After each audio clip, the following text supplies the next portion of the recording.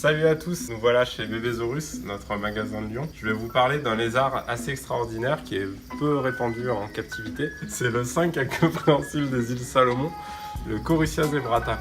Donc dans cette vidéo, je vais vous présenter un peu l'espèce, donc je vais vous parler de son habitat, de son mode de vie et de ses particularités vraiment inouïes chez les lézards et chez les reptiles aussi. Donc plutôt que de voir ma gueule tout le temps, on va essayer d'aller voir l'animal. Hein, vous présenter celui.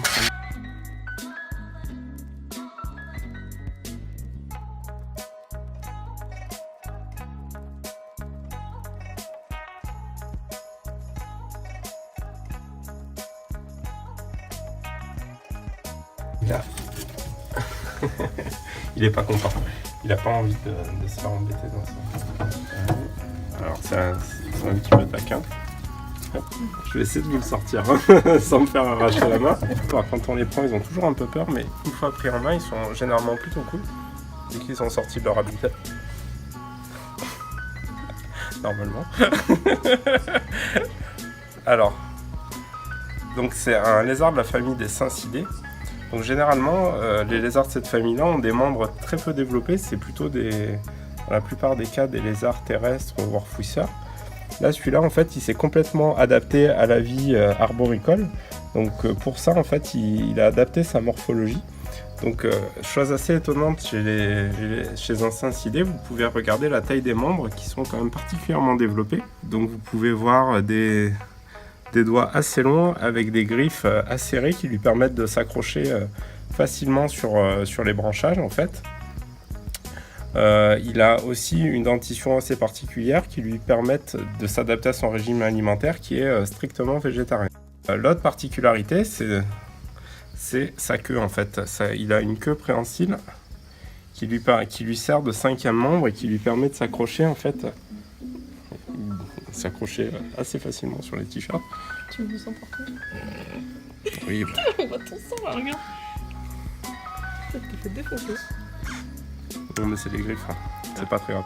Donc ouais, sa queue préhensile qui lui permet de s'adapter, enfin de s'accrocher sur les branchages en fait et de tenir. Vous voyez, il peut tenir par sa queue et même remonter assez facilement.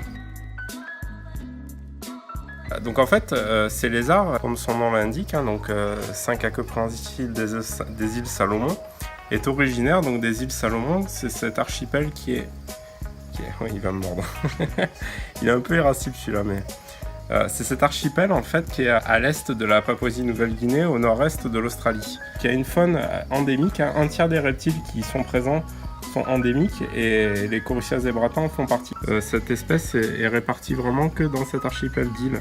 Donc il y aura, selon les auteurs, il y aurait différentes sous-espèces, mais en captivité, en fait, quand on ne connaît pas les endroits où ils ont été capturés, en fait, c'est franchement impossible de déterminer de quelle île ils viendraient. Alors ces îles Salomon, en fait, ont la particularité d'avoir un climat tropical humide, donc avec une saison plus sèche et une saison très humide. Donc ils auront besoin en captivité d'avoir quand même pas mal de vaporisation.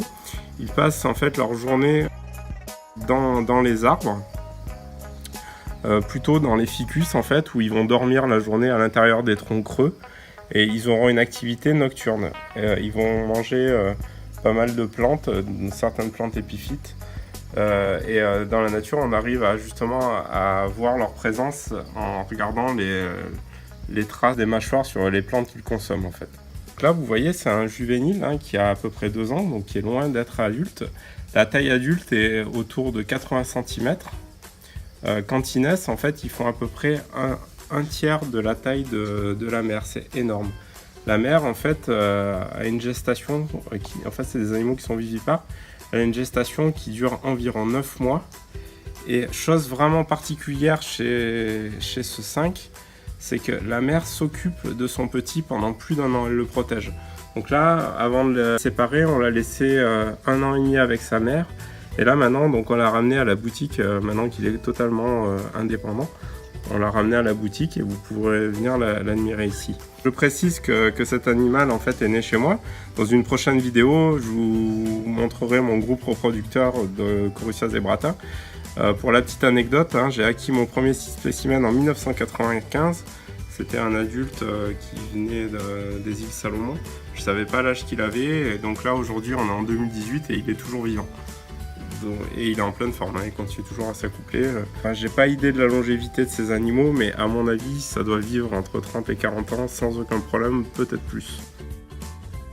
Une autre particularité en fait, et c'est peut-être pour ça qu'il y aurait des soins parentaux, déjà pour limiter la prédation, parce que vous pouvez voir que c'est des animaux qui ne se laissent pas faire hein, quand on les attrape.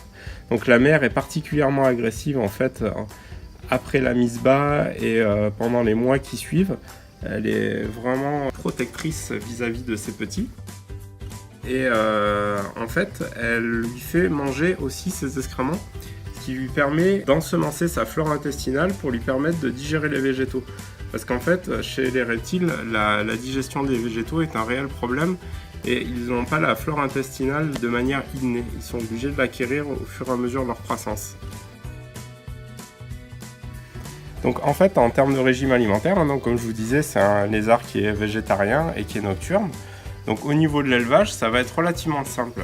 Donc moi personnellement, je les tiens en couple dans des terrariums AirTech de 90 cm de long par 60 de large par 1 mètre de haut. À l'intérieur, on va placer si possible pas mal de troncs creux, d'écorce de liège, où ils vont aimer se cacher la journée, un petit peu comme ils font dans la nature. La nuit venue, une petite vaporisation quotidienne sera très appréciée, parce qu'ils aiment bien lécher les gouttes d'eau sur les plantes ou sur les décors. Mais en fait, la nuit venue, vous pourrez leur présenter leur aliment favori, des végétaux. Donc là, vous pouvez varier avec un maximum de végétaux. Donc là, c'est une petite gamelle qu'on va leur faire. Donc vous avez des jeunes pousses de salade, donc il y a mâche, roquette, cresson. Ensuite, les fruits, ils aiment bien les fruits. Ils aiment bien les fruits acides généralement. Donc les kiwis, donc là j'en ai pas mis aujourd'hui, mais il y a les kiwis, les tomates, même s'il y a beaucoup de gens qui disent que c'est pas bien de donner des tomates aux reptiles, les coruciens en raffolent, les courgettes, les carottes râpées, les bananes. Lorsqu'ils ne mangent pas, une plante qu'ils adorent, c'est le pothos. C'est une plante qu'on trouve facilement en jardinerie. Et c'est quelque chose d'assez particulier parce que c'est une plante qui est extrêmement toxique et pourtant les corucias en raffolent. Quand vous mettez un pied de pothos dans son terrarium, il le dégomme en peu de temps. Donc là, on va essayer de le remettre dans son terrarium en lui remettant sa petite gamelle parce qu'il va bientôt y avoir l'extinction des feux. Hein, pépère ? Allez, je te remets chez toi. Donc en fait, ils ont des griffes extrêmement acérées qui leur permettent de s'accrocher sur n'importe quel support. Enfin, sur beaucoup de supports, comme les t-shirts ou les écorces de liège. Ils peuvent être parfois assez agressifs, défensifs. En fait, dans un premier temps, ce qu'ils vont faire, c'est plutôt se gonfler, pousser, faire mine de vous mordre.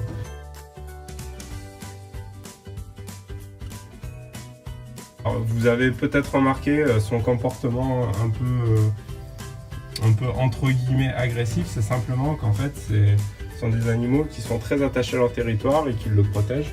Et vous avez vu que dès qu'on le sort, il se calme un peu. En fait, ils sont tout à fait gérables en captivité, il n'y a pas de danger particulier.